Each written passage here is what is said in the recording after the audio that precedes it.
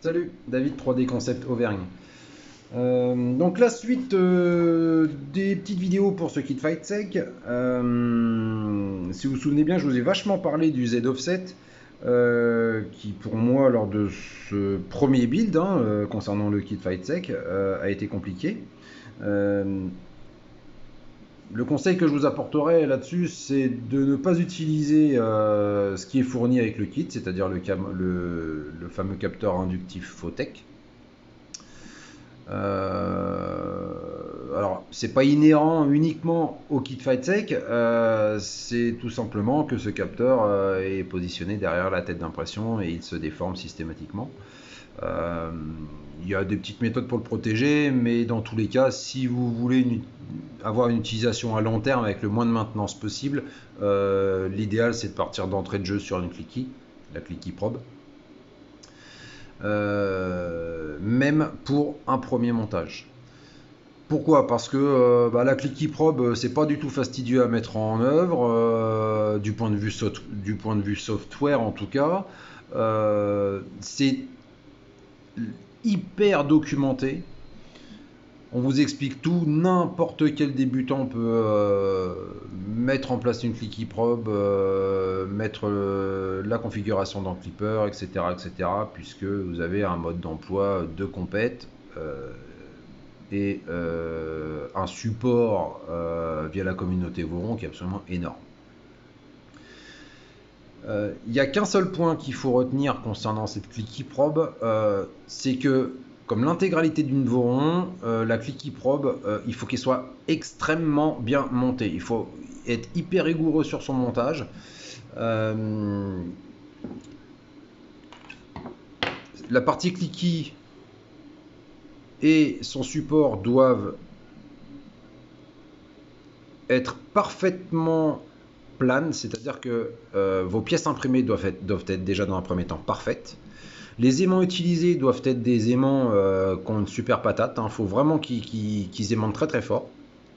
Bien veiller à ce que les polarités entre celui qui est derrière et le couple des deux avant soient inversées pour justement faire en sorte qu'elles soient absolument bien placée et qu'elle se centre d'entrée de jeu dès que la tête vient récupérer la cliquille. Veillez aussi surtout à ce que la connectique soit propre. Vous contrôlez avec un multimètre une fois que vous avez tout installé pour voir si la continuité est bonne. Un petit conseil concernant les vis de fixation du micro switch. Serrez-les mais pas trop, surtout celles qui se trouvent en dessous du petit switch, parce que avec certains micro switch, en serrant un peu trop fort ici, ça vient verrouiller, enfin ça vient freiner le petit contacteur.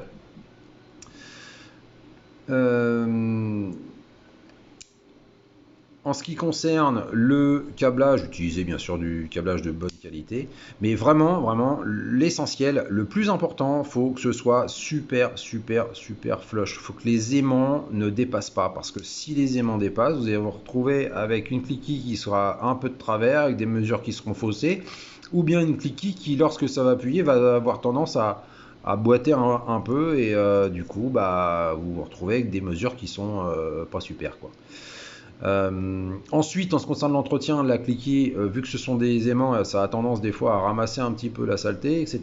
Donc veillez aussi à lui passer un bon coup d'alcool de temps en temps pour que ce soit toujours nickel.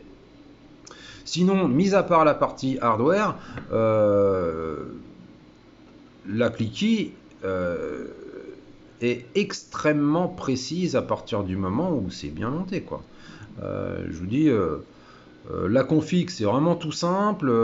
La documentation, il y en a à foison. Le support, il y en a à foison. Donc, pas de souci.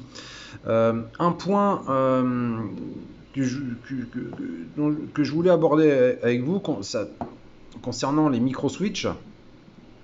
Dans la BOM de la cliquille probe, il vous conseille de prendre les Omron D2F. D'ailleurs, Voron Design vous conseille des D2F. C'est inclus dans la BOM aussi de chez Voron Design.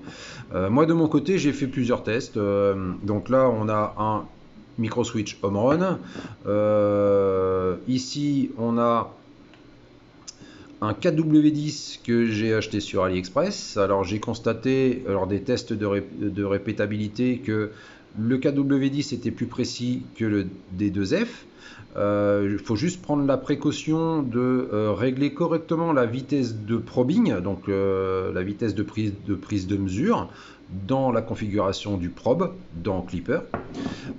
Et dernièrement, j'ai voulu essayer un autre modèle qui se trouve ici.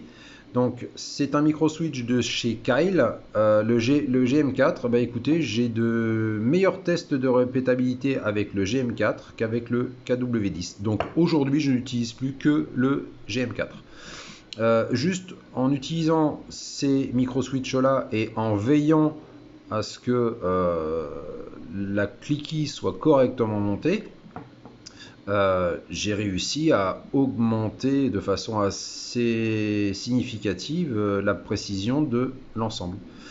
Donc je vous dis, la cliquille probe, ça vaut pas bien cher, ça vous coûte quoi? Le prix du filament, quelques aimants, les petits micro switch, les micro switch ça vaut que dalle, c'est une dizaine d'euros pour 10, je crois de mémoire sur AliExpress. Mais partez là-dessus.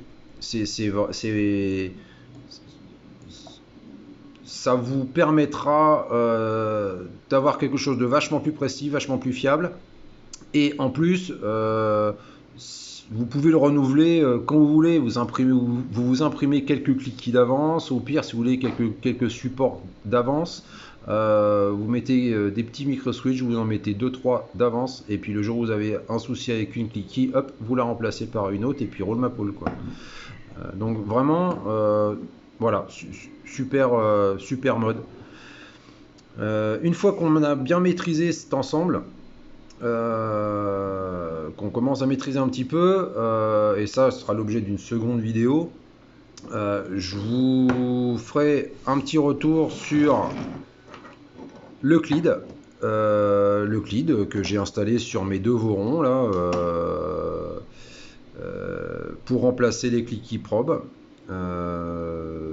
Toujours pour essayer de gagner en précision, mais bon, je me rends compte qu'en précision j'y ai pas gagné. Par contre, j'y ai gagné sur d'autres points. Alors je termine encore quelques tests et puis je vous ferai un petit retour là-dessus. L'Euclide, pour l'instant, écoutez, ça me plaît pas mal et je crois même que je vais remplacer. Je pense que je vais rester sur l'Euclide. Donc je vous ferai un petit retour là-dessus, promis. Sinon, portez-vous bien et puis n'hésitez pas, si vous avez une question, un commentaire, quoi que ce soit, laissez-moi un petit message, je vous répondrai. Salut!